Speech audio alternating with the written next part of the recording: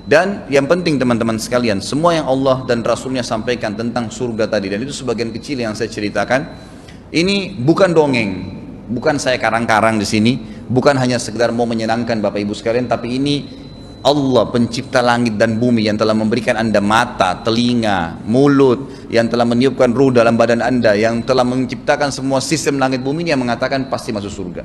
Asal mengikuti jalannya, beriman dan beramal soleh, tiketnya akan masuk surga. Begitu pula sebaliknya, ada ancaman yang sangat menyedihkan bagi orang-orang yang masuk neraka. Neraka sebuah tempat yang sangat besar dan memang menakutkan. Ya, kata Nabi SAW, neraka itu memiliki 7 buah pintu.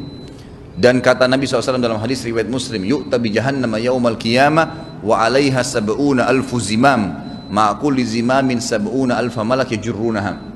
Neraka akan didatangkan hari kiamat nanti, bangunan yang sangat raksasa yang diikat dengan 70.000 rantai, di setiap satu rantai ada 70.000 malaikat yang menariknya. Jadi bangunan yang sangat besar. Dalam hadis Bukhari yang lain dikatakan pernah Nabi SAW bersama sahabat mendengarkan suara guntur yang besar, lalu mereka ketakutan para sahabat ini. Setelah hilang lalu Nabi SAW mengatakan, itu tadi suara yang kalian dengarkan adalah suara batu yang dilempar dari pintu neraka sampai hari ini masih melayang belum tiba di dasarnya. Memang neraka bangunan raksasa yang luar biasa, gitu kan?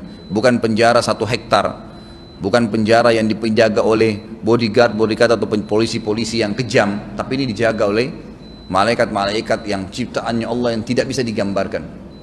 Kata Nabi SAW, kata Allah SWT dalam surat Tahrim ayat 66, ayat 6 surahnya nomor 66. A'udzu billahi minasyaitonir rajim. Ya ayyuhalladzina amanu qu anfusakum wa ahlikum nara waquduhan nasu wal hijara 'alaiha malaikatun shidadun giladun la ya'sunallaha ma amarahum wa yaf'aluna ma yu'marun. Hai orang-orang yang beriman, ya, hati-hatilah kalian, selamatkan diri kalian dari api neraka. Yang api neraka itu bahan bakarnya dari manusia sama batu-batu. Kita bisa bayangkan kalau manusia yang ditaruh dibakar jadi bahan bakarnya, kita mau dekatin aja sudah nggak nyaman melihat manusia itu jadi bahan bakar, orang teriak-teriak. Tapi kita didorong juga masuk di situ dengan batu-batu, dan batu ini sengaja digunakan kalimatnya kata ulama tafsir karena batu itu kalau dibakar tambah panas, menyiksa orang. Yang dijaga oleh malaikat-malaikat yang keras, tegas, tidak pernah menolak apa yang Allah perintahkan dan selalu patuh terhadap apa yang dititahkan. Jadi itu neraka, gitu kan? Dan yang luar biasanya di neraka ini banyak tingkatan-tingkatan azab. Tapi kita lihat hadis yang menjelaskan tentang siksa neraka yang paling rendah. Kata Nabi SAW, siksa neraka yang paling rendah adalah seseorang di ahli neraka akan diberikan sendal, 2 buah sendal dipakaikan di kakinya dari api neraka, yang pada saat disentuhkan di telapak kakinya maka otaknya mendidih. Ini azab, siksaan yang bukan main-main. Lagian untuk apa kita mau masuk ke sana? Semua yang dilarang ini teman-teman sekalian baik, enak. Jangan begadang, ke bar, ke diskotik, jangan mabuk. Sebenarnya bagus itu. Pulang ke rumah, di apartemen, di rumah santai-santai, minum susu, tidur lebih cepat. Jauh lebih enak gantinya, gitu kan? Lalu kenapa harus itu? Jangan berzina, jangan letakkan kemaluan di yang haram. Allah gantikan, silakan nikah, setelah nikah tidur sepuasnya, pahala malah. Pacaran sepuasnya, cium sepuasnya, pegang sepuasnya. Tapi kenapa orang masih milih yang haram? Dan ujungnya neraka ini. Neraka ini bukan dongeng ya. Jangan Bapak Ibu sekarang ini, soalnya banyak orang gitu masuk pengajian, masuk telinga kanan, keluar telinga kiri. Seakan-akan itu tidak akan terjadi. Ini agama yang kita bahas ini adalah panduan apa yang akan terjadi. Jadi semua jelas ini akan terjadi. Neraka itu akan sangat berat teman-teman sekalian. Terlebih lagi orang kalau sudah meninggal dunia 1 kali, kita kalau sudah meninggal nanti, maka tidak ada kematian lagi. Tidak ada kematian, mati hanya 1 kali, gitu kan? Makanya kata orang-orang kafir pada saat mereka masuk neraka atau ahli neraka, mereka mengatakan, ya laitaha kanatil qadiyah ma agna anni maliyah halaka anni sultaniyah, gitu kan? Dia mengatakan, coba seandainya ya dulu waktu mati itu sudah selesai, sudah dianggap habis semuanya perkara saya, tidak ada manfaat buat saya harta-harta saya, gitu kan? Tidak ada manfaatnya sama sekali, kejabatan, kedudukan, nama baik, reportase, semua itu nggak ada manfaatnya sama sekali. Dia bilang sendiri, Allah bongkar pada hari kiamat. Nyesal orang kalau sudah masuk neraka, Bapak Ibu sekalian.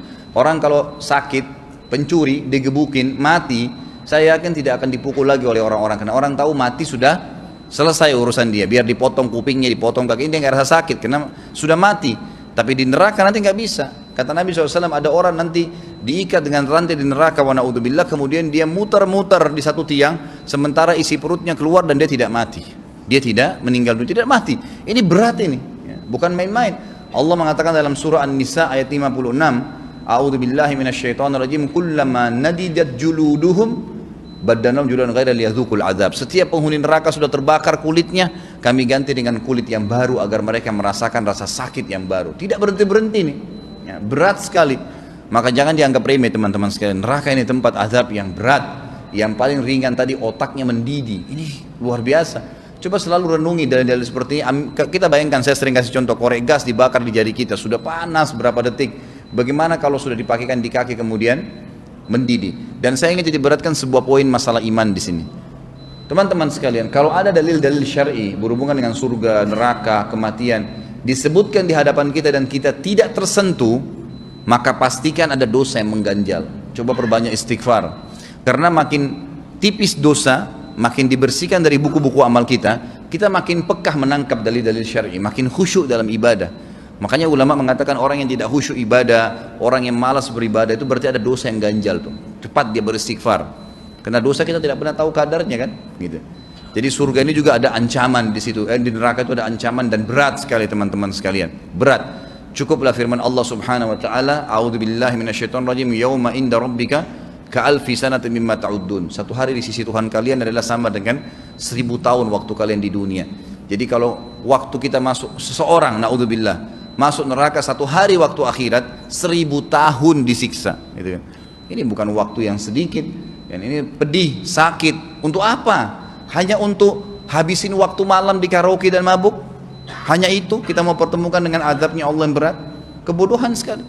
Hanya karena kita ingin mengenal seorang lawan jenis dan meletakkan kemaluan di kemaluan mereka dengan tidak nikah, padahal nikah bisa. Kemudian kita terima azabnya Allah hanya karena mau mengambil sejengkal tanah, ya, 2 jengkal tanah dari ahli waris kita. Hanya karena zalim, hanya karena ini. Lalu untuk apa kita pertemukan dengan azab-azab Allah ini? Maka ini sangat berat teman-teman.